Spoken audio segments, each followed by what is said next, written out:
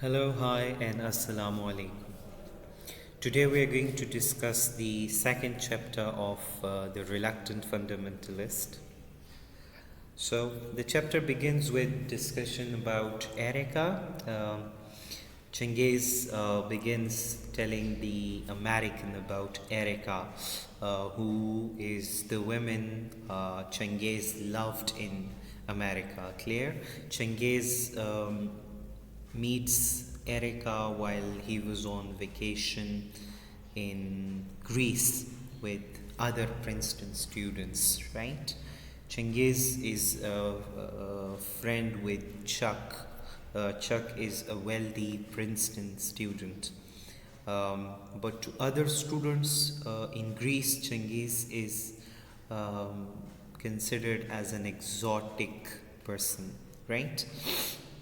Erica is beautiful and many people like her, many people uh, woo her. Um, she even goes on dates with many people, with many males, especially in Greece, and that is what Cengiz doesn't like. Like one day she goes with a person, and Cengiz couldn't sleep all the night, right? Um, but still, like Erica is aloof, and Chengiz wants to woo her. She sits with Chengiz at breakfast and admits that she does not want to be alone, and she's not good at being alone. But she thinks about Chengiz that he's good to be alone. Clear? Chengiz tells her that he comes from a large family, and that's why he values time to be spent alone. Clear? Erica is impressed with Chengiz, and she says that Chengiz gives off a strong sense of home, and Chengiz feels makes her feel solid, and this solidity is actually something that she rarely feels. Um, okay. Um, a few days later, the students they go to the beach, um, and there you will see Chengiz's resentment. Uh, he resents the insensitivity, arrogance of the other students. Clear? Uh, he sees that they are so rude to the elders there, and that is what he does not like in them. Clear? Their rudeness towards the older adults. It really upsets Chengiz's um um, Chengiz, and because Chengiz really believes in difference. He believes that this tradition is wrong, and he considers those who do not respect their elders as if they are ruling the world. Clear? And when he talks about those students who do not respect their the older people there, he calls them devoid of, like he uses the statement devoid of refinement, and he also says that they are in the world as though they were its ruling class. um, Chengiz also tries to get closer to Erica, um, but he also thinks that Erica uh, is kind of internally removed from the people around her. Um, then, in the meanwhile, Chengiz and American, when they are talking, there comes another bearded man, and his beard is far longer than Chengiz's. Clear. Chengiz thinks that the American is again disturbed by the arrival of the bearded man, and he then tells the American that he needs not uh, to be afraid, because the bearded man is of no danger. He is not posing any danger. So again, the American turns his ear to Chinggis. Clear? He talks about what he was actually telling him.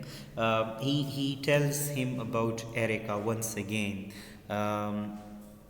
And he says that they were in Greece. They were on an island, and there he sees Erica, who was swimming there topless. He talks about human body, that the human body, the female body, the female body basically attracts man, and the sight of women's body according to their religion is wrong and it's a sin.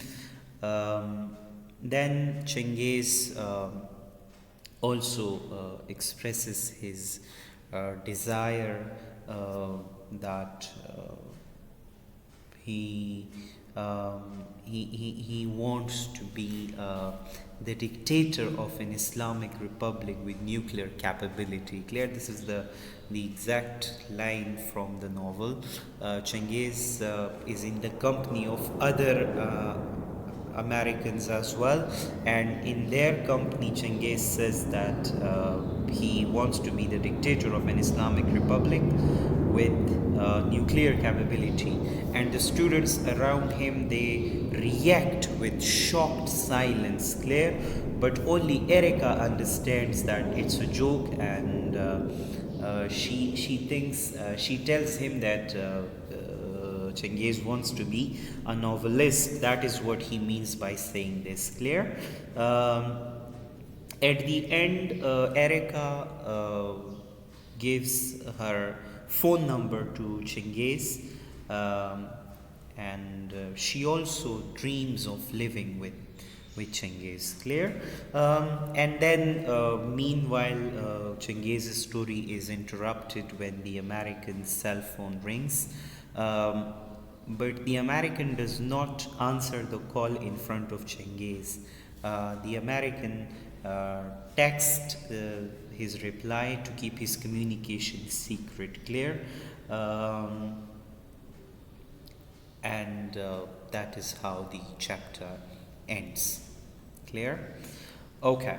If we go for the analysis of the chapter, we will again find the same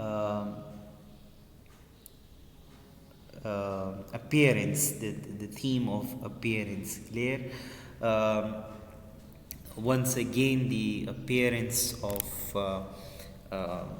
the bearded Pakistani man makes the American nervous. To the American, the beard represents fundamentalism, Islamic extremism, violence, and he believes that he may be the victim of that violence there where he was sitting. Clear? And if we talk about the setting of this, like when the American is sitting with Chengiz, the setting is post 9/11. So after 9/11, the way American looked at us, it was completely based on their idea that Muslims are terrorists because of the 9/11 attack on the World Trade Center. Clear? So his anxiety can be explained by the fact that this conversation takes place after the September 11 attack on the World Trade Center. To the American, the beard represents a fundamentalist desire to be involved in any violent actions. Clear? Nomenclature, like it is actually giving names to people or giving names to different things. If you look at the name Erica, it may make her as the representative of America, because you see, America has this spelling and you have Erica. So Erica seems to be the representative of America, and Chengiz's love or Chengiz's attraction with her might be compared to the to Chengiz's desire of the American dream. Clear? Erica tells Chengiz that she is unable to be alone, and this Hamid's choice of Erica's fear of loneliness, fear of solitude, may be related to America's ambitions. Clear? Like America wants to control foreign territories and their resources and never to be alone. If we talk about Erica's likeness of Chengiz, Erica likes Chengiz because he's solid.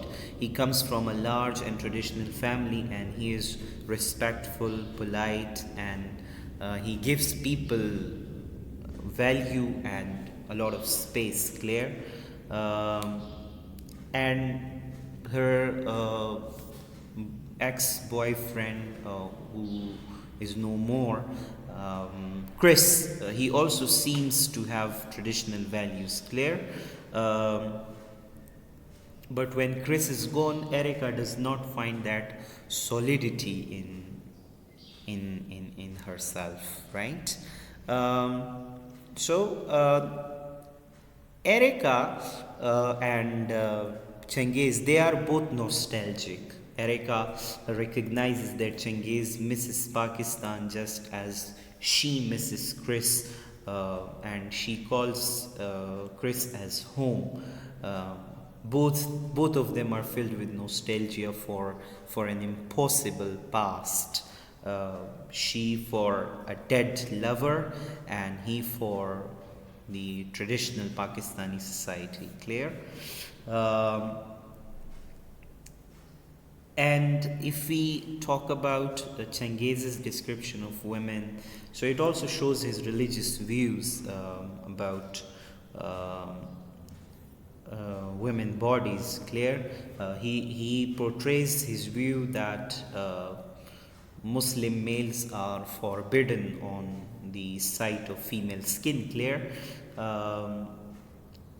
And we find Chengiz as the embodiment of following this traditional value. Clear? We also see racism in this chapter. Chengiz sees the fellow students, and when he says that he wants to be the dictator of an Islamic state with nuclear capability, so they keep silent and give a very shocking facial expressions and all these things. So it makes him feel the subaltern, the lower, because they do not value whatever he says, right? If we talk about the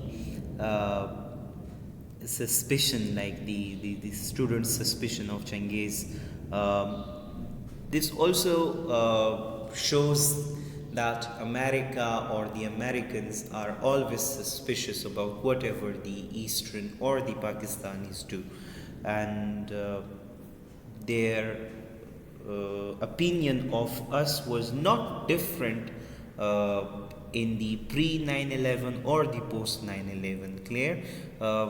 Before 9/11, whatever they thought of us was the same as after 9/11. Clear? Okay. At the restaurant, the American does not pick up the call, does not answer the call, and he texts on his phone because he is suspicious of Chengiz and doesn't want him to hear what he would say aloud. Clear? Or he might not trust Chengiz. That's why he wants to keep secret clear. So that is what the second chapter of the Reluctant Fundamentalist talks about. Thank you very much. Take a very good care of yourself. See you with the next chapter. Goodbye.